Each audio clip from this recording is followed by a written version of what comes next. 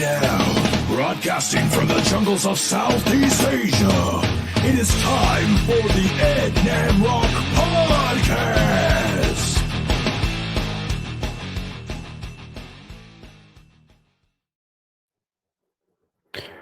What's up, y'all? Well, before I came on here, I went live on Instagram. And please tell me you can hear me. Everyone knows the big folly that I encountered last week. And actually, this week was a little bit smoother. Technically, I got some things fixed on my computer. I did it on myself, of course. And the whole thing is, when there's uncertainty of technology. Now, let me explain that. Uncertainty of technology. Horns to you, my brother. What's up by your mic? Uncertainty and certainty of technology means just this. One, you hope that it works. That's the uncertainty. Two, it's a miracle it works. Holy shit, it works. That's certainty. It works. Cool. It's gonna benefit me somewhat in some way, whatever. But uncertainty always creeps up because there's this thing called Murphy's Law. Whatever could go wrong will go wrong. And I've been noticing that has happened this entire year with people using laptops, using cell phones, their internet connection, basically anything that needs to work for you, especially for your telecommute, has to work, and sometimes it doesn't. And oh my God, doo-doo-doo. Only the real ones will understand that one. As a matter of fact, I was stumbling across this old video of, I think it was AT&T DSL when it first came out. And it was like a whopping 5 to 7 to 10 megabits per second or something like that. But I'm surprised we've come this far with all of this and it still works. Yeah, it has its moments. Yeah, it doesn't always work the way it's supposed to, but we've gotten this far, not just with technology, but with medicine, with vehicles, all this shit. And I'm just really impressed. And for most people, I know the future freaks them out. I look forward to the future and what's capable, even after I'm no longer on this earth. You know, I want to be a part of it while I'm still here. And technology took care of my hair falling off. Oh, damn. Sorry to hear that, man. Sorry to hear that. Well, don't pull it. Shit, man. Don't pull it. But as you know, a lot of crazy shit has been happening. Obviously, this whole thing in Boulder is fucking tragic and scary at the same time. But if this is going back to normal, this is terrifying. This does not need to be the new normal. It doesn't. And, you know, it sucks. It sucks because we haven't had, well, it sucks because there's a morbid fucking scorecard online that I saw where there's mass shootings for each administration in the United States. And, you know, compared to other countries and their gun violence, you know, we're not even close, man. We're you know, our numbers are pretty fucking high. And considering that, for example, Chicago, aka Chirac. And yes, Boris, before I continue on, yes, heart goes out to all the families in Colorado. Tragic loss. It's fucked up. How much more of this can happen. And man, it fucking sucks. But Chirac, for example, Chicago, they've had a really bad gun violence issue for quite some time. I mean, for crying out loud, there's this thing called a shot clock. I don't know if you guys have ever seen it. Let me see if I can pull it up. And I didn't even know this thing existed, and it does. And I didn't even know that you can technically see it. And it's just disturbing. It's like, what? There's a bunch of other stuff there too that they spotlight. And you hate to talk about the big white elephant in the room, but it's there. It's not going anywhere. So you can literally Google Chicago shot clock. You click on the very first search result, and this is what it shows. I might need to zoom in a little bit for you guys to see. That's what it shows. A person is shot every 2 minutes. No, 2 hours and 6 minutes. A person is murdered every 11 hours and 6 minutes. That's what it says. Then you go to the other links that appear, and the source is heyjackass.com, but it's illustrating Chicago values. I guess that's what and they got a Twitter, they got a Facebook, they got a YouTube, they got a contact email, they got an Instagram and a Telegram. They have this thing called March to date, shot and killed 30, shot and wounded 187, total shot 217, total homicides 31. I mean, on top of what happened today in Colorado, which truly fucking sucks, this has been going on as well. And it can't be ignored. I always say it can't be ignored. It should not be ignored. And it also gives you a homicide map, which is crazy. This is trippy, man. Obviously, the blue parts is kind of where nothing really happens. Then you get in the red right here. And then if there's a gray or black area, I don't really see it, but it's sad, man. It's fucking sad. And you know what else are you going to do? Gun reform this, gun reform that, but that shit takes time. Everyone forgets these laws don't just automatically flip overnight. They don't. There's still a process when it comes to this stuff, but yeah, that's a thing that a lot of people have ignored on top of all the mass shootings that we've had. And right now, what's happening in LA, for example, there's been crime on the rise, and all fingers are pointing, of course, to the new district attorney in LA and all the initiatives that he's passing. And a lot of people have been vocal about it. A lot of people have been petitioning for his recall, and the gentleman's name is George Gascon.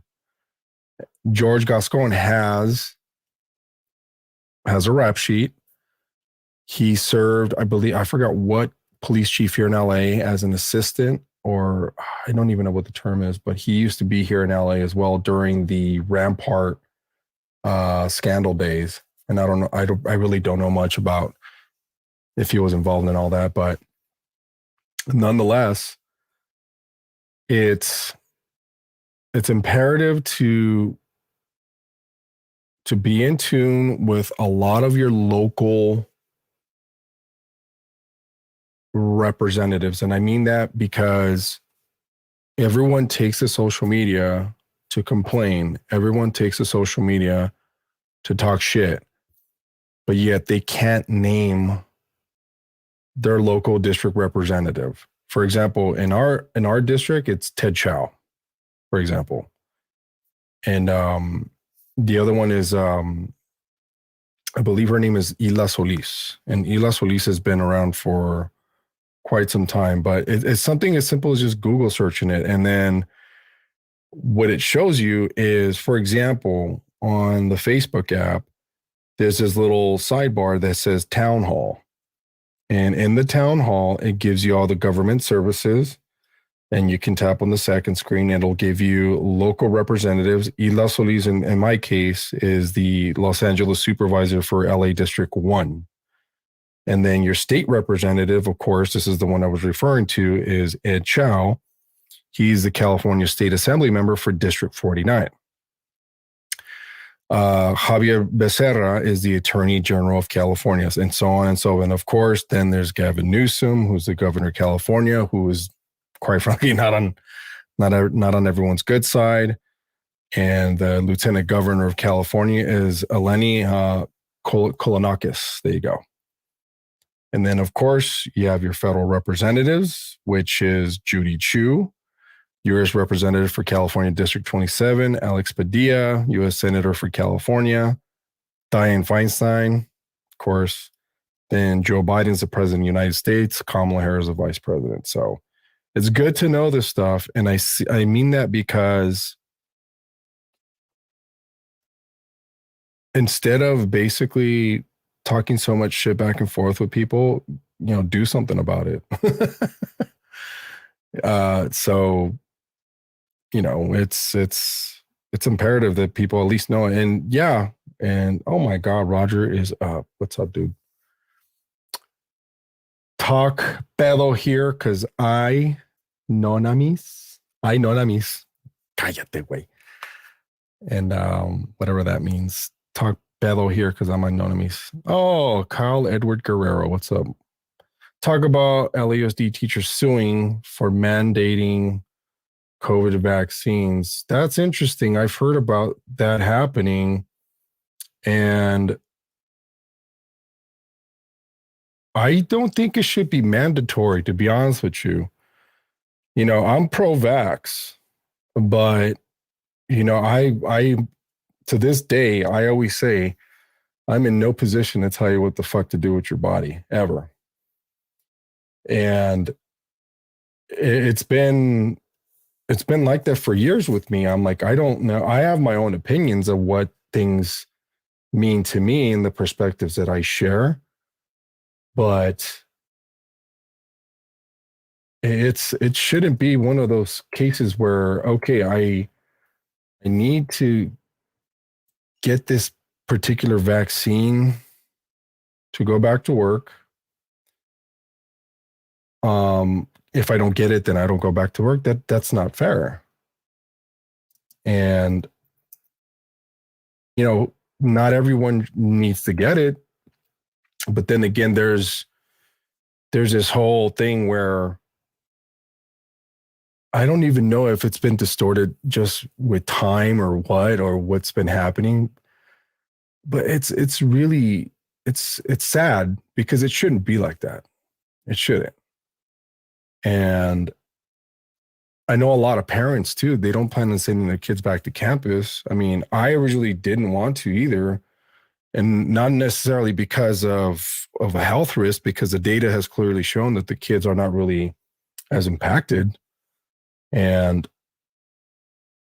Kyle says, correct, Amen, brother, everyone's choice. Absolutely, man. I mean, I've been pro-choice for forever. And I don't know, man. I don't get it. I mean, Roger says, did you see the story of a baby born with COVID antibodies because the mom got the vaccine 3 weeks before she gave birth? Whoa, no shit.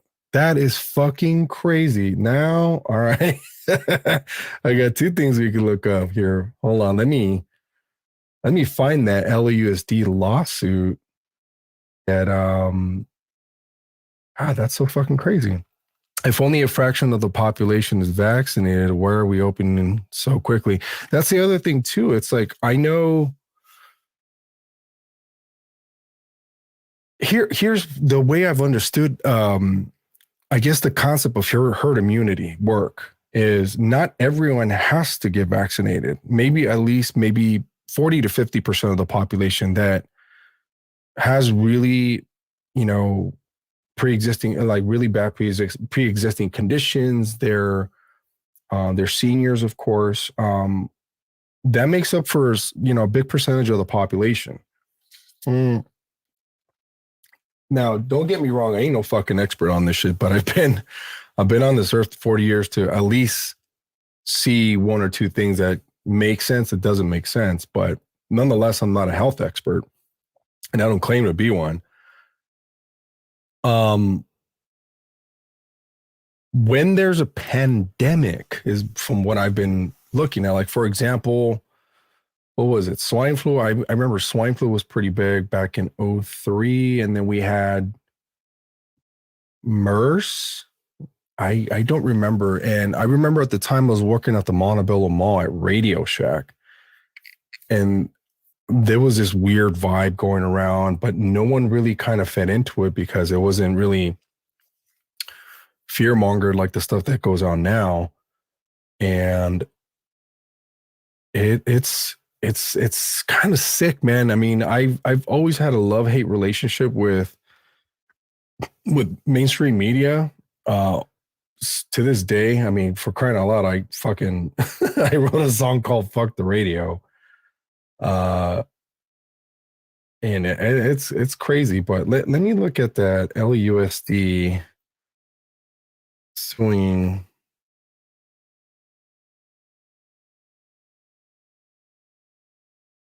For mandating vaccines. Let me see. Oh, this was 10 hours ago that it hit. Okay, so let's read into this. This is interesting. And then I want to read about that baby that was born with the COVID antibodies. That's crazy. That's fucking crazy. All right, so the source here is the centersquare.com. Los Angeles Unified School District sued over mandatory vaccine. Okay, I don't want to subscribe. Thank you. Digital tracking policy. Okay. So here's what's happening here. Obviously, they use a shutterstock.com stock footage, whatever. So Bethany Blanky of the Center Square contributor. The Center Square is a contributor who wrote this. Okay, so California Educators for Medical Freedom, with assistance from the Health Freedom Defense Fund, has sued the Los Angeles Unified School District over its mandatory vaccine policy and digital tracking system. So both violate federal law and basic human rights, the plaintiffs argue. Okay, so that's the argument. The second largest school district in the United States is mandating that its employees be vaccinated as a condition of employment. Now, here's the thing. Not everyone is eligible to get it.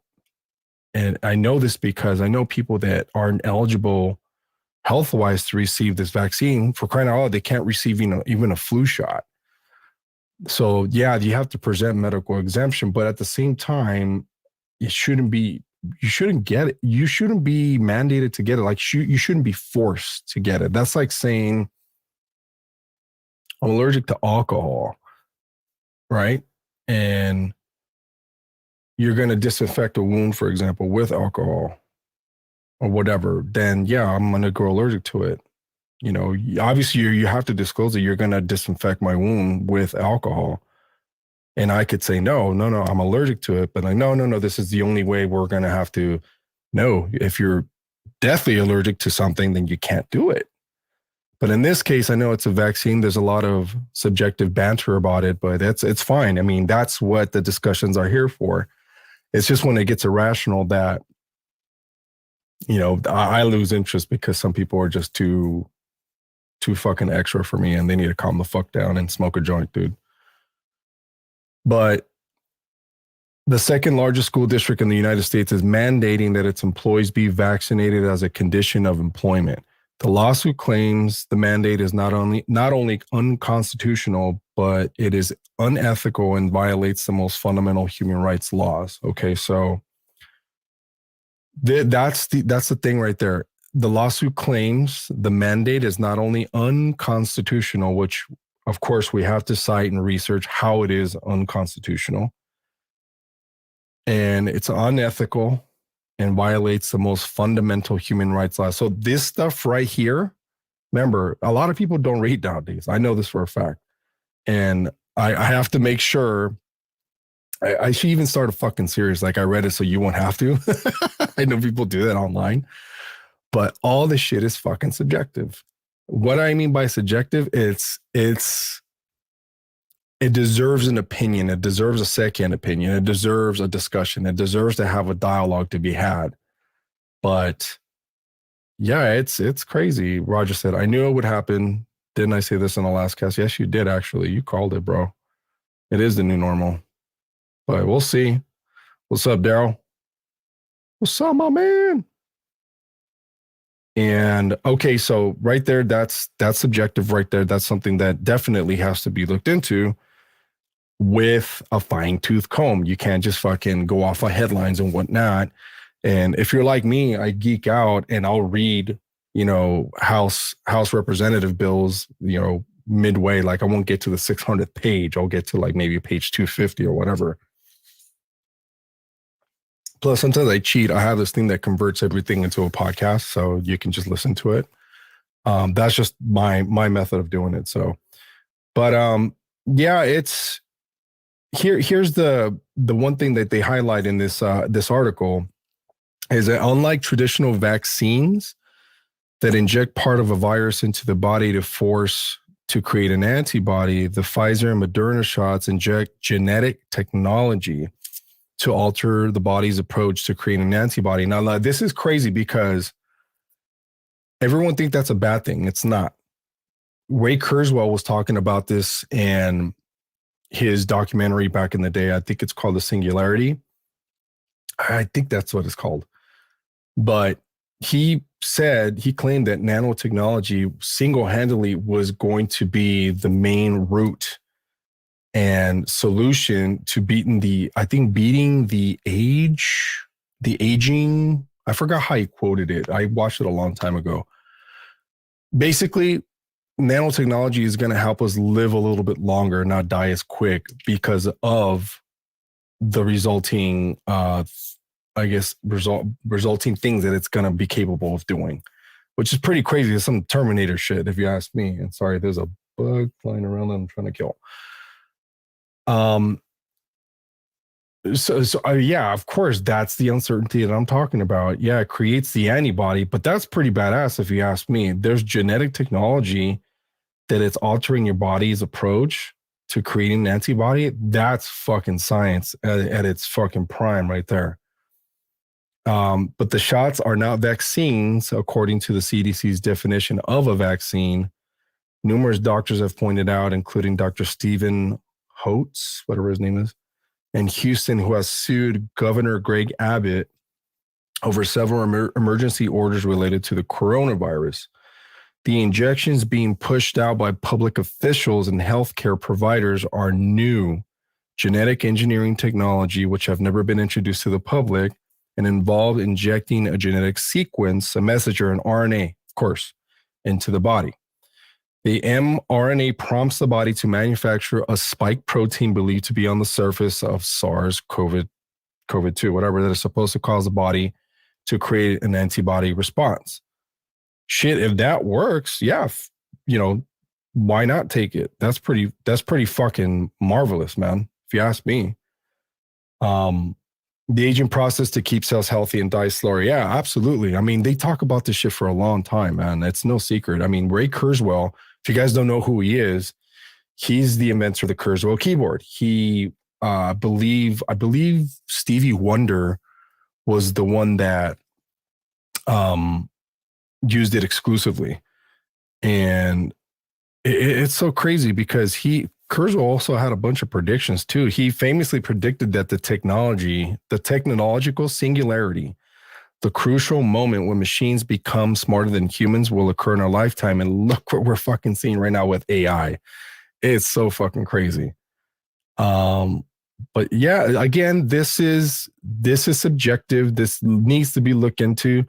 Do I feel like it needs to be mandated? It's like mandatory to get vaccinated to go back to work? No, you shouldn't. As a matter of fact, if you're not vaccinated, you're the one that's at risk. If you kind of look at it that way, because this is the way I've always seen it. If I'm vaccinated, you're not, you're the one that's, I'm basically the biohazard. I'm the one that's carrying it. I can get you sick, but if you're willing to deal with that, then that's fine. That's on you. But again, not every immune system is created equally. People need to fucking realize that, and they don't. And quite frankly, this is just me. It's for teachers, it is mandatory. Well, here's the thing is that there's a lot of teachers that do have pre-existing conditions. And yeah, totally. Yeah. I honestly feel like, yeah, you should, if you feel like you have really bad issues with a lot of health issues, then yeah, get it. Why not? I mean, I know a lot of people that have gotten it, so far so good. I mean, 100% of the people I spoke with, nothing. I haven't got mine yet. I need to go get it because I work in education and I need to. And for me, I want to get it. I'm interested in this part of science, regardless of, science is not perfect. Everyone knows that. And in order to find that out, you have to have people during trials, you have to monitor all that shit. And that's totally fine, man. And I'm all for it. I mean, I know a lot of people are terrified of science. That's why they go to holistic studies and whatnot. And that's totally fine, man. And that's your jam. I don't care, as long as you're not a pedophile, you're not a serial killer, you're not fucking a domestic terrorist or a racist. That's whatever. Do you? It's fine, as long as you don't hurt me and my family. If we can vibe, we can vibe. If not, then no hard feelings, man. Go do your shit. To enter any federal building or public schools, you're going to have to present proof of your vaccinations. Well, that's how it is with my child. When I enroll them in school, they ask for your vaccination record. That's what you're supposed to have. And, I don't think it should be mandatory for children because the data clearly has shown that they're the demographic that is least impacted by it. So, and what's up, Carter? I've gotten number 1. Oh, nice. Okay, cool. I still need to get my number 1. So, yeah, I know, Daryl. It's crazy, man. Carlos, it's funny because I was just talking to someone that is also diabetic and high risk. So you got the vaccine and didn't have any symptoms after both shots, so everyone is different. Yeah, totally. And then quite the contrary, I had this other diabetic buddy that, had a really bad headache for like a whole day. And then the next day, fine. It was fine. And like I said, man, I mean, for people who have been impacted by it, for example, here's the thing too. A lot of these people, anti-maskers and all this shit, they're like that because quite frankly, and this is just my personal experience, they haven't had anyone close to them die due to the results of COVID-19. I've had two people, one of them being my best friend. And yeah, it hits home, man. Once you feel that, but then again, quite the contrary. Of course, I never forgot that, Carter, and I never forgot your awesome technological insulin machine that you carry with you now. There was this friend of mine, I won't disclose his name until he gives me permission to. He works at a hospital. He is a nurse practitioner, and there's that fucking bug again. God damn it. He told me that there was people literally on their deathbed. They're gonna die, and they were in denial about what was the cause of their terminal illness. And they kept telling me, yeah, you're suffering from the effects of COVID-19. They're like, no, that's not it.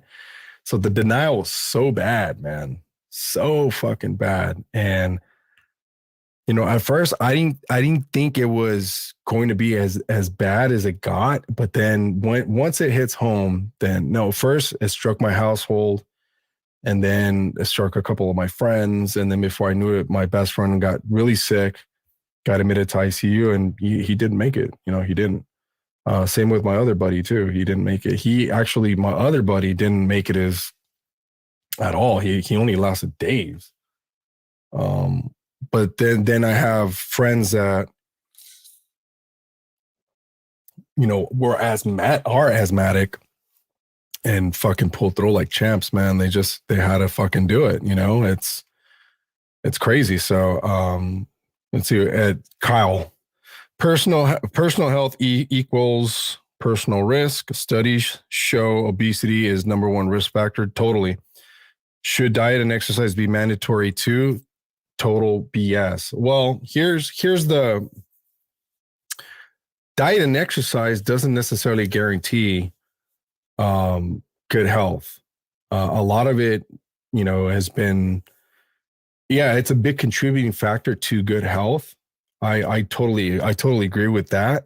But I know a lot of healthy people that get sick too. That's the crazy part. Like I knew like 3 or 4 people last year, early, like in March, total health nuts, gym rats, personal training, the whole nine. And they got hit with COVID really bad, and they didn't understand why. I didn't understand why. That's really the bizarre part to me. Like, what the fuck is this thing? Like, it's picking and choosing who it wants to fuck up and whatnot. But the obesity factor, yeah, definitely. But then again, I know a lot of chubby people and a lot of obese people that power through it, that then were asymptomatic. So that is, above my pay grade. I don't know how that even works. And for example, right now I have a friend, shout out to Guillermo Gonzalez. I love you, brother. He's still fighting for his life in the ICU, but he's making so much progress. And it's so crazy because his shout out to his brother Jerry. Today he spoke with his nurse. He's doing good with no fevers. All of his vitals are within normal limits. And today he did have physical therapy treatment and worked to get up, even though he's in pain. He's waiting for speech therapy to come and see him, to evaluate him, to see if he can pass the swallow test, to finally be taken off tube feeding. So let's all pray for Guillermo that he doesn't get nervous and does well. My old buddy, high school buddy, and after high school buddy, I've known him for a while, has been in the hospital since I think February, man, the beginning of February or last week of January. And he's fucking pulling through, man. This is fucking crazy. That's how strong this dude is. And yeah, man, it gets more, but then, Roger brings up that a lot of people have high cholesterol and high blood pressure. I have both of those. I take medication for high blood pressure, and, I was part of that, that bubble that caught, COVID, and I didn't catch it. I came out negative. And even if I did catch it, I was asymptomatic. But then again, I rarely get sick. And this is just my personal experience. I'm just going to share it. The last time I really got sick was the week of my wedding, December 2013. I got hit with the flu really fucking bad, really bad. And after that, I'm like, they would offer me flu shots at my doctor's visit, and I went ahead and took it. Ever since then, this is just me. Like I said, not every immune system is created equally. Ever since then, I have not gotten sick. And it's been, going on 7 years. And then I tested for M antigen. I was M antigen positive. When my wife was pregnant with my son, they had me get tested for the M antibody, M antigen positive. To this day, I am M antigen positive. What does that mean? We'll look it up right now, but let's see. You guys are on a roll here. My brother-in-law had COVID And he was testing positive for 6 weeks, I believe it. And he does get tired faster than he used to, but he's also healthy and works out daily. And you know what? I fucking said that about Cam Newton this past football season. He was doing great, the first 3 weeks of the season. Then he gets sick, right? And they cleared him after like 6 days, was never the same after that. I know for a fact people who are professional athletes I've told me countless number of times, yo, I don't have the same gas tank that I have. I get tired a lot easier. And I'm just like, whoa, that's fucking crazy. Kyle said there's always exceptions. It's a numbers game, just like with vaccine injuries. We should be able to choose our own risks. Prayers to those affected. Yeah, that ultimately is what it comes down to. You should choose, like, for example, jumping out of a plane, which is on my bucket list. That's choosing your own risk. Me driving Monday to sometimes Saturday on the 10 freeway, heading towards Hollywood. That's a risk factor. I could easily taken the bus. I could have, took an Uber, but even those are risk factors. That's ultimately what it comes down to. So Roger says, shit, look at me. Every time I see my doctor for a checkup, they expect me to be diabetic or have hypertension, but all my vitals are normal. Yes, you're fucking healthier than me. That's so crazy, dude. He said, yep, let's do it. Yeah, man, it's crazy. But let me get back to this M antigen thing that I tested positive for, that I had no idea what the fuck it was. And it's okay. First, let me show you what I learned about the antibody in pregnancy. And this is what really fucking kind of freaked me out. Would you say? Because I sleep a lot. Sleep is good. Shut up. You know this. I know this. We all know this. Sleep is good. All right. So this is the M antigen thing that I had to get tested for because my wife was pregnant with my son. So the abstract is, our 3 cases represent the spectrum of findings when maternal anti-M is present. Now, let me skim through this real quick. Okay, yeah. So see, this first one is, in the first case, the father's genetic makeup, NN, indicated no disease would occur. In the second case, despite antibody capable of crossing the placenta, the infant did not become sick. In the third case, hemolytic anemia required transfusion of the newborn despite a negative direct Coombs DAT. This is a lot of medical terminologies that kind of goes over my head. So, but what it basically comes down to is this. I don't know if they summarize it here, but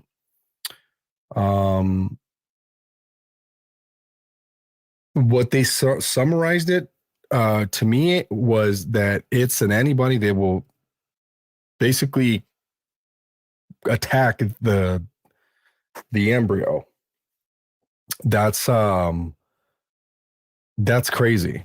So what does it mean to have antibody M? In summary, antibody M antibody is an uncommon cause of hemolytic disease of the newborn. When anti-M IgG, optimally reactive at 37 degrees C, is identified in the maternal blood, the paternal blood must be checked for the presence of M antigen. If the father has M antigen, the fetus may be at risk. Yeah, that's what they told me. And that was crazy. Like, I didn't even know that. And this is also the antibody that kills streptococcus. So that's like strep throat. That was fucking crazy. And I don't know what this says here. Here's the thing: anti-M is rarely clinically significant, so it wasn't a big deal to begin with. But the M antigen is located on the red blood cell surface, glycoprotein known as glycophorin A. So again, I am antigen M positive. So, and of course, it summarizes again with the pregnancy, the risk. I know how to get tested with the patients with sickle cell disease. I don't have any of that. Prenatal testing. I forgot where it said it does not like the streptococcus strain and it'll kill it. That's fucking crazy. I had no idea I had that until I actually went and got tested. I was like, what the fuck? So yeah, that's crazy. Kyle said my last flu was when we recorded at Pinnacle College. Yeah, which time? You've been in like 4 times, man. Carlos said it's just an excuse for them to give you meds and fuck your system up slowly. Get out of drugs. They find that when they do the RH test during pregnancy. Yeah, it's like I said, it was crazy, dude. I never thought, like, who the fuck thinks of that? You know, obviously, when you follow up with your appointments, you take care of all that other stuff, like during the first trimester and all that. Totally fucking cool, man. Totally cool. I like, again, this is science, man. This is science. And yes, cocaine. Cocaine's all of a drug. No, nonetheless, the other thing too, I mean, there's a couple of like thought-provoking questions that I stumbled across. And I came up on one that I wanted to answer, and I'll show you guys what it is. And this is what the question asked.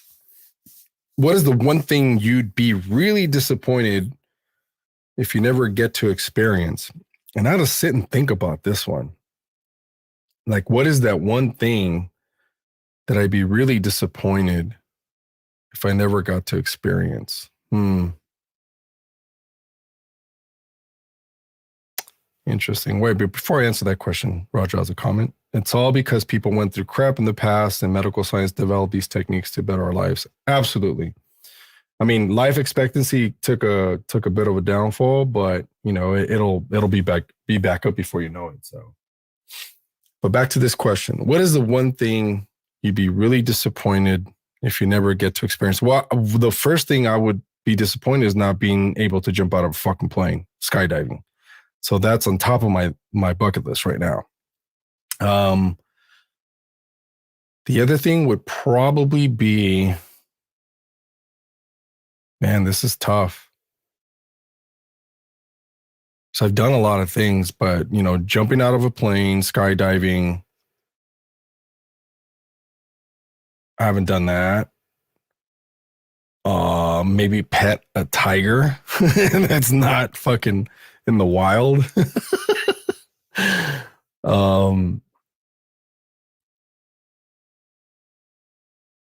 Man, go to a Super Bowl game, an actual Super Bowl game. I mean, I went to WrestleMania. I got to experience that. That was pretty cool. Thanks to my homie Aaron. But an actual Super Bowl game, and I don't care who plays. I just wanted to go to a Super Bowl game. Because I've been to NFL games, obviously, but nothing like the Super Bowl. I think that would be the other thing too. And I think the only other thing I would, damn, I don't know. What'd you say? Shit, I put on my VR headset on you, put a fan in front of you, and then hang you from the ceiling. Dang. There's that fucking bug again. Trying to get it. Get the fuck out of my shit. Did I get it? I don't know where the fuck it's coming from. Anthony Marrero, what's up? And I'm trying to kill this bug, but I'm saying hi to you. Here somewhere. Yeah, so that was one of the questions too, and it's trippy how a lot of this shit works out too, because when you think of a bucket list, like you think about something like this, like like the notorious question, like, where do you see yourself in the next 5 years? Okay, you have that vision, right? And then what do you see yourself in the next 10 years? Then you kind of struggle to hit that. So the next 10 years, whatever. Um, Kyle said, eat a raw fish with Bear Grylls. Damn. Okay. Okay. Okay. Okay. But then you like, oh, next 15 years, next 20 years, like, do you think that far ahead? And my answer to that is no. I mean, I have maybe 10 years. Like in 10 years, I'll be 50. I turned 40 this year. So, I have goals for the next 10 years. And one of them, of course, is to be a homeowner. That's the first thing. The second thing is to begin investing. And I'm not talking about the day trading thing. Of course, Kyle can elaborate a little bit more on that topic, but begin investing in me to build something. Like, for example, everyone knows that I wanted to take this podcast and take it to a bigger platform, but that's careful planning. You need the space, and it's one step at a time. I already took care of a couple steps. Now the next steps are coming. So, and Roger said a homo sapien, dick, but be a homeowner, start investing, build something. I mean, it could just be something as simple as having a company that actually caters to this podcast platform and then some. It doesn't have to be live. It could be a specialized virtual studio. I mean, I know a lot of people have had ideas of what to do, but that's kind of, how far I go. But then when you start talking about like 20 years and shit like that, that's when it gets deep. Like I'll be 60 in 20 years.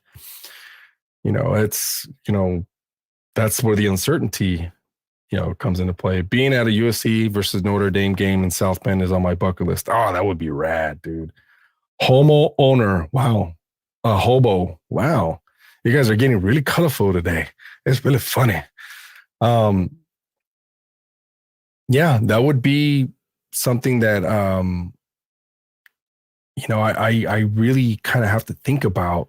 Like, this is where the financial planners come and hit you up and they ask you, like, where do you see yourself in that time span? And you got to dig in. And it's something that you really don't think about because you're too busy living day to day, which is not bad. It's carpe diem type shit, but it's again, it's the elephant in the big white elephant in the room, and you can't ignore it. It's part of the drill, I guess. Yes, fight on. Sweet 16, here we come. But what's up, Magana? I got you on the homeowner girl, bro. Come on, I know you, man. I know your spill, and the thing is I've me and my wife have been going through it for some time because my sister-in-law is the one that does our home loan stuff, and of course it's always the connection. Like she's the one that's doing our home loan stuff, and then she has her friend and stuff like that. I mean, it's not even that. Like, you can have all those connections, but we've lost offers only because it's part of the game. I mean, I know we're not going to win them all. Plus, it's my goal too is to save up enough money for a bigger down payment, because that's kind of the goal we didn't have. So that's where the 5 to 10 year plan comes in. And it's easier said than done, but you got to eliminate a lot of shit. Because one thing for sure is I like to spend money, dude. And I'm usually the guy that no hard feelings, Magana. I love you, brother. I'm always the guy that will cover your fucking like 2, 3, even 5 beers at the bar, not even bat an eye, not even having a conscious of, obviously, the more I drink, the more you could take advantage of me. So thank you. I appreciate that, Magana. I appreciate it, man. OG, triple OG. If your dream Ghana is out of state, would you, dude, come on, man. Dream home is out of state. I don't know, man. I mean, seriously, Roger, I think the only fucking place I would move to at this point, only because I visited that place and at least I'll know people there, is Albuquerque, New Mexico. But why would I move there? For what reason? Yeah, that's what I would be up for discussion. It's because it's like, preferably, I mean, obviously I would love to stay in California, but you got to move to certain areas in California, of course, to afford it. Now, if, the dream home is in Henderson, Nevada, for example, I visited Henderson, Nevada, and it's pretty badass. The only thing is it's Nevada, it's kind of Vegas, but I don't know, man. That's the crazy part. And then, I've been to Boise, Idaho, but I don't know. Boise's cool, man, but I don't see myself moving to Boise. Yeah, Anthony, it's because you're moving there, so you want me to go with you. No, Vegas, I totally vibe with, dude. I like Vegas a lot, actually. I'm only doing it because I want to build and leave something for my girls. Totally, dude. 100% I feel you on that, dude. And, it's something that I've always had in my mind because I mean, me growing up without a dad and not having that guidance early in life, I had to learn what contribution and growth was later on in life. And the more you get to know it, and then you have a family, and it's like, that's kind of what sparks that selflessness. So Magana says, what city do you like out there? The only city I vibed in Nevada, to be honest with you, was Henderson. And I believe it was North Las Vegas. That's just being completely honest, man. And I don't know, man. Would I take the dive over there? Here's the other thing too, is I have to move with the certainty that will I be doing the same thing that I'm doing now, like working in education? I don't know, man. I mean that's crazy. So, but no, out in California, the only places I've looked at, and San Bernardino is kind of out of the question now because I don't know. San Bernardino just gives me the boo-boo GBs, bro. But probably anywhere in the IE, maybe, and preferably like near SGV. But that's something that we're exploring, but we'll see. Did you say, damn, do you need anteojos, way? Okay, way. Okay, so Anthony says, should I move to Rhode Island if they had sports teams? For Rhode Island.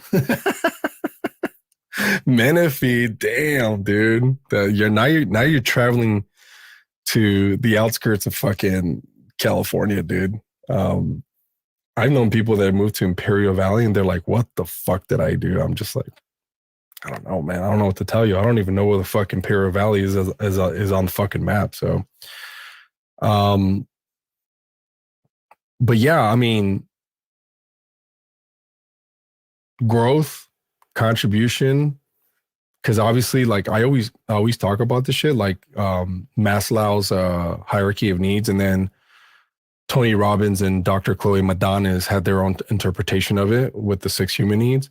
It's all fucking universal, man. I mean, the first 3 is just the needs of the ego, and I do a great job of fulfilling each 3. Each one of them, it's certainty, variety, significance, and love and connection is the 4th one. Sorry, and the last 2 is growth and contribution.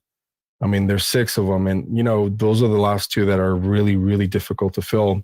And you start off like, for example, me having a child, the growth and contribution part kind of comes naturally, unless you're a total deadbeat, which, I know a lot of people who are, unfortunately. But the first four needs of the ego, I've met doing several things, playing music, going out with the homies and drinking beer.